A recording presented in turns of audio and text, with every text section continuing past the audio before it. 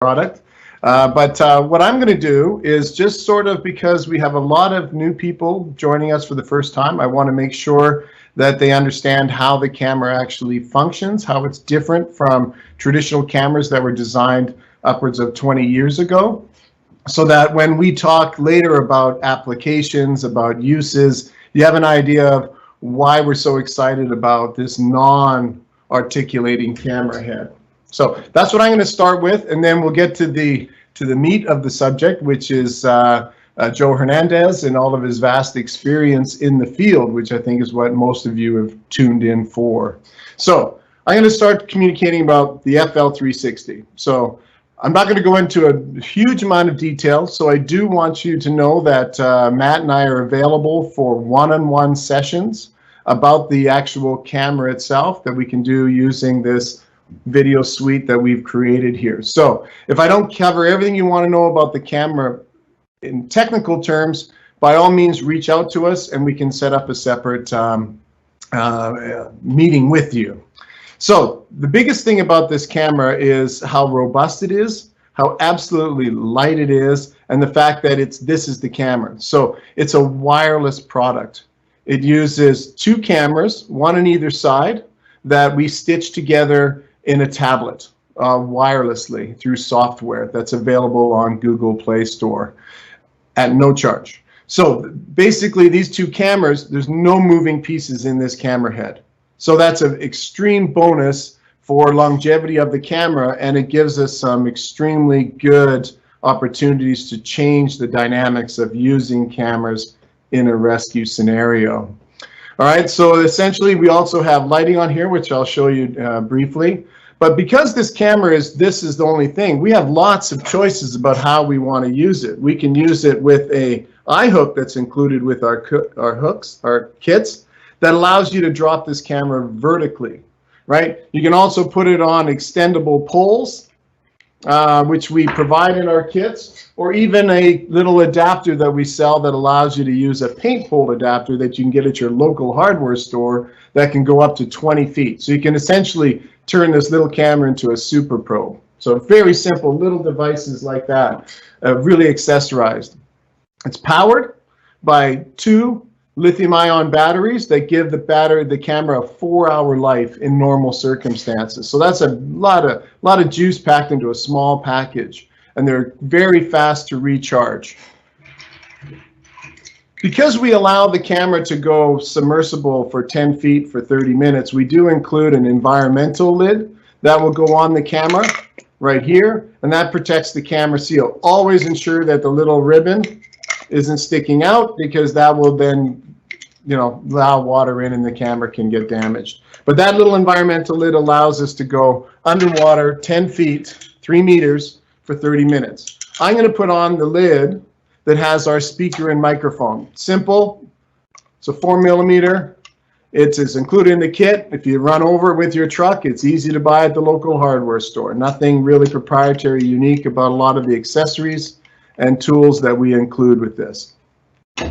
So there we go, my camera. I'm going to install it on my Pro, which comes with the USAR kit, and it also has the RAM mount. So you can treat this camera just like you would any of the other cameras that came before, where it's one camera on a pole with your video display attached.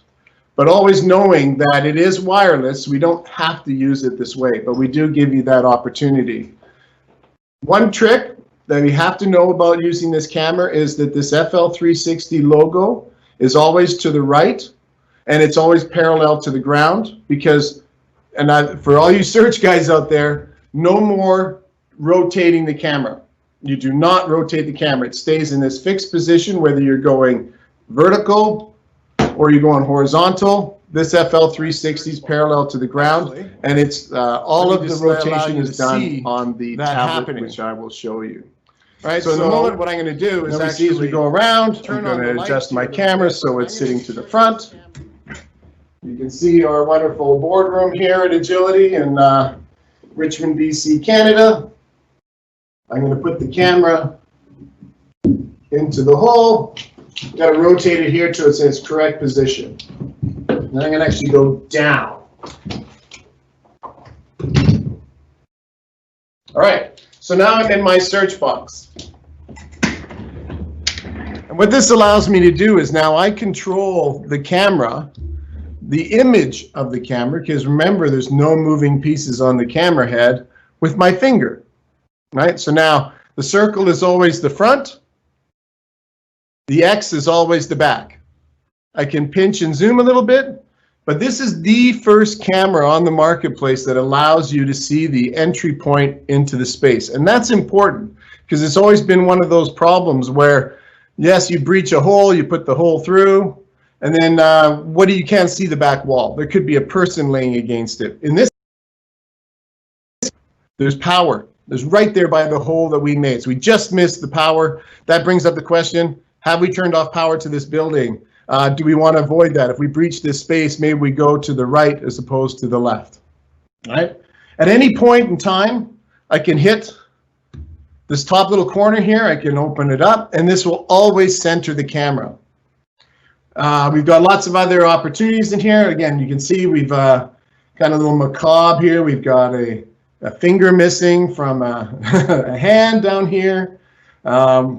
We've got a couple different shelves. It's a great little tool to have, a little search box to be able to demonstrate and to train with the camera. We have the ability to record a 2-second video, and I'll show you that in a moment. We have the ability to take pictures. If I go back here, I go to my gallery, I go to my video. It's a 3-second video, but that 3-second video captures the entire space. So that gives us just massive opportunities to actually inspect multiple holes, confined spaces, void spaces, and then review them out of the sun, out of the rain, out of the snow, and then you can determine which ones to go back to. So there's a lot going on with this camera. Images, same thing. I just take a picture. And at this particular point, both in video and picture, I have the ability to share that. We're using Samsung tablets, and it allows us to email. It allows us to email, send a drive. You can put Outlook on here. You can put OneDrive on here. All of these things, and you can even put a SIM card inside the tablet and do all of this without disconnecting from the camera and going into the live feed. All right, so I'm going to just get out of this here for a moment. Go home, go back to my camera. All right, so now I've got to turn my lights back on. And there we go. It's as simple as that. I mean, so easy to use, but the unique thing is no more rotating of the camera head. Now, because we have these two little cameras on there, when we talk about searching, we just have to get one of those cameras into the space.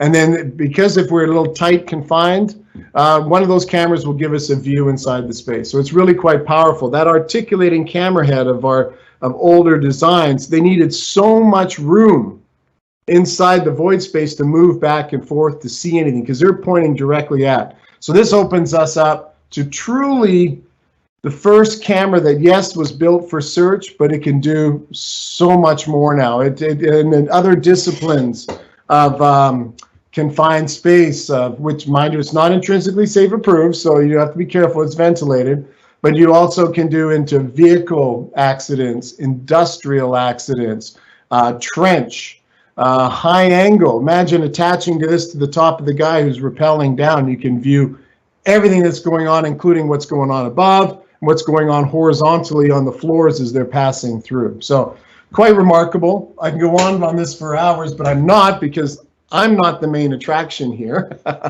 It is Joe. Before I leave here, though, I do want to let people know that we do have this kitted up in a variety of ways. Probably our most popular is our USAR1 kit.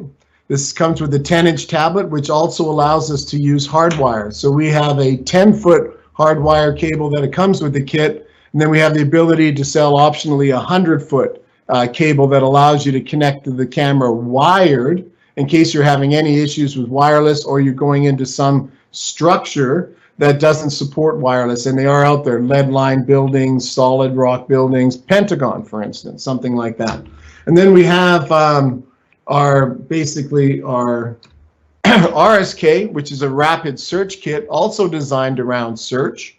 So this is a chest pack. You have the smaller tablet on there, same camera, smaller poles, accessorized differently for that team that they get to the scene first, and they're looking for the low-hanging fruit, right? And then the newest one, which is a direct result of conversations with our guest today, is the MRK, the Medic Rescue Kit. So we feel, and Joe's going to go into more detail about this, we feel that this is the kit. It's on a Moab 10 pack, that sling pack that goes over your back. It's lightweight, it's small, it's cost effective. And this is for the team that follows up the rescue the search team. So the search team identifies a victim. They get that victim noted. They make all the markings. They call the rescue team. This is now the victim assessment and